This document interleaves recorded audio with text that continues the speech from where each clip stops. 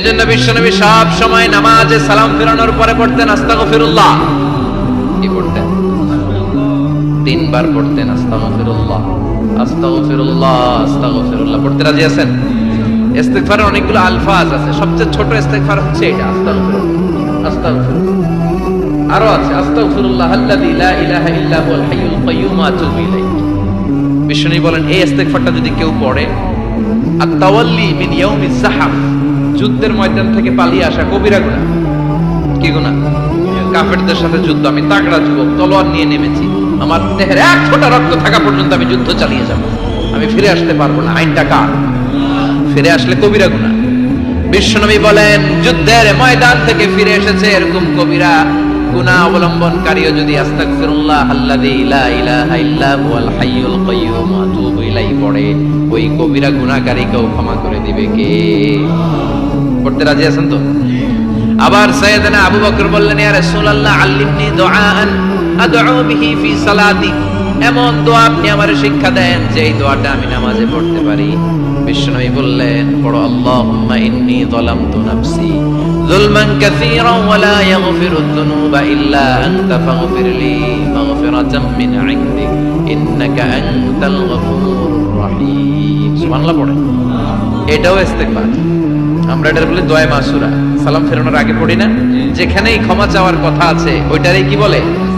ইস্তিগফার। আল্লাহুম্মা ইন্নী যালামতু নাফসি, আল্লাহ জুলুম করেছি, যুলমান কাসীরা, অনেক জুলুম, ওয়ালা ইয়াগফিরুদ যুনুবা ইল্লা আনতা, তুমি ছাড়া এই গুনাহ ক্ষমা করার তো কেউ নাই, ফাগফিরলি মাগফিরাতাম মিন ইনদিক, তোমার দয়ায় আমারে ক্ষমা করে দাও, ইন্নাকা আনতাল গফুরুর রহিম, তুমি বলা ক্ষমাশীল। ঠিক কি না?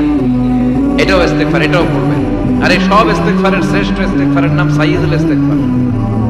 যত ইস্তিগফার হতে পারে এর মধ্যে সবচেয়ে শ্রেষ্ঠতম ইস্তিগফার নাম কি? কথা কন। বুখারীর বর্ণনা, শাদ্দাদ ইবনে আউস রাদিয়াল্লাহু তাআলা আনহু বর্ণনা করেন, এই সাইয়্যিদুল ইস্তিগফার দিনের বেলা যে পড়বে ওই দিনে মারা গেলে সে জান্নাতি।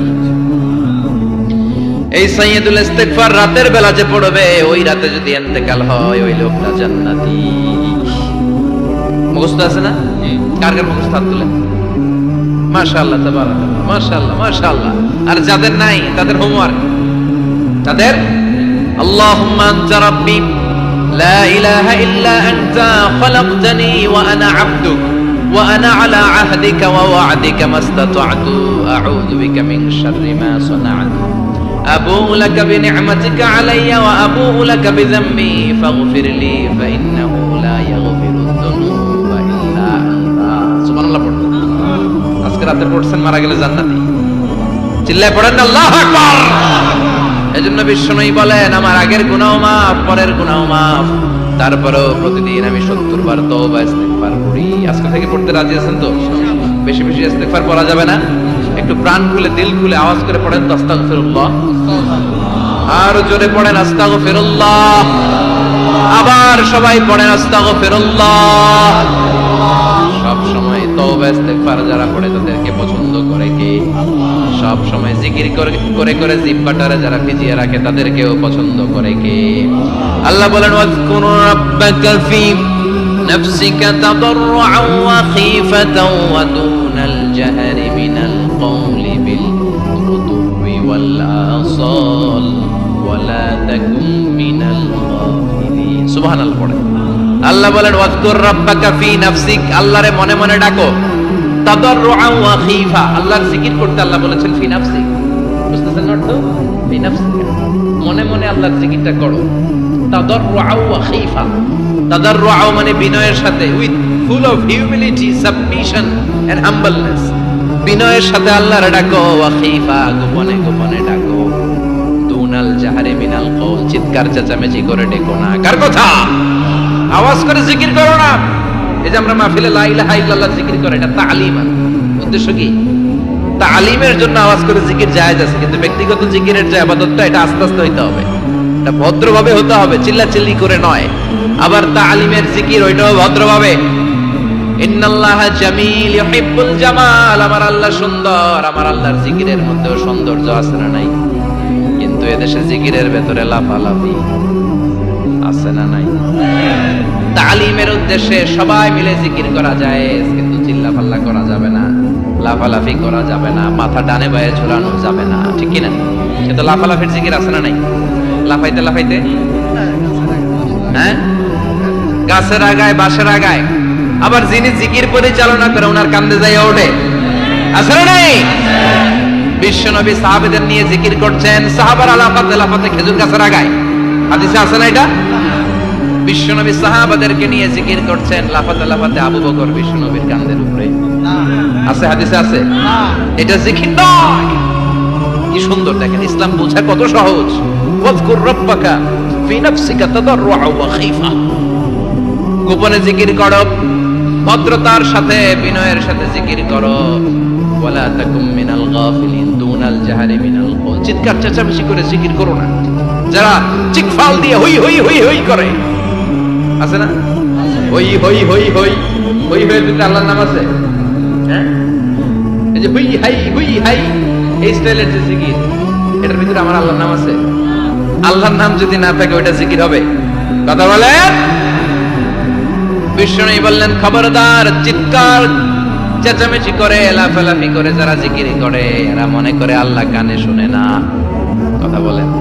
আপনি গোপনেও আল্লাহর ডাকলে আপনার ডাকে সাড়া দিবে কে? এজন্য রাব্বুল আলামিন বলেন, ফাযকুরুনি আযকুরকুম ওয়াশকুরুলি ওয়ালা তাকফুরুন। বান্দা আমার জিকির তোমরা করো, আমিও তোমাদের জিকির করব, ঠিক কি না? আমরা যদি আল্লাহর জিকির করি, আমাদের জিকির করে কে? সুবহানাল্লাহ কইবেন না? আমরা আল্লাহর জিকির করে, আল্লাহ নাকি আমাদের জিকির করে, জানো তো কথা এটা। আবার হাদিসে কুদসিতে আল্লাহ বলেন, ফাইন যাকারানি ফি নাফসি যাকারতুহু ফি নাফসি। আমার বান্দা যদি একা একা আমার জিকির করে, আমি আমার বান্দারে একা একা স্মরণ করি। ওয়া ইন যাকারানি ফি মালাইন যাকারতুহু ফি মালাইন খায়রিন মিনহু। এরকম মহা সম্মেলন করে যদি কেউ আমি আল্লাহর জিকির করে, আমি এর চেয়েও বড় মহা সম্মেলন ফেরেশতাদেরকে নিয়ে করে আমার বান্দারে স্মরণ করি। আল্লাহ। ওয়া ইন তাকাররাবা ইলাইয়া শিবরান তাকাররাবতু ইলাইহি যিরাআন।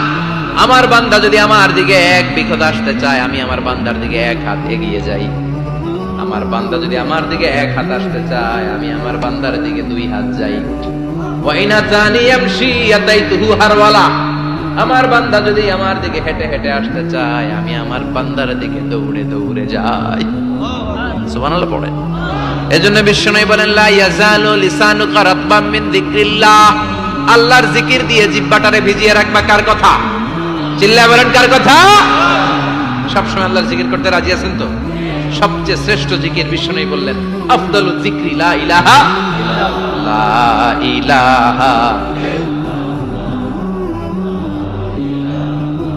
লা ইলাহা ইল্লাল্লাহ মুহাম্মাদুর রাসূলুল্লাহ সাল্লাল্লাহু। সবচাইতে শ্রেষ্ঠ জিকির লা ইলাহা। এর চেয়ে শ্রেষ্ঠ জিকির আছে? কথা বলেন। বিশ্বনবী বললেন, মান ক্বালা লা ইলাহা ইল্লাল্লাহ সিদকান মিন কলবিহি। একনিষ্ঠতার সাথে অন্তর থেকে কেউ যদি জীবনে একবার বলে লা ইলাহা ইল্লাল্লাহ, দাখালাল জান্নাহ।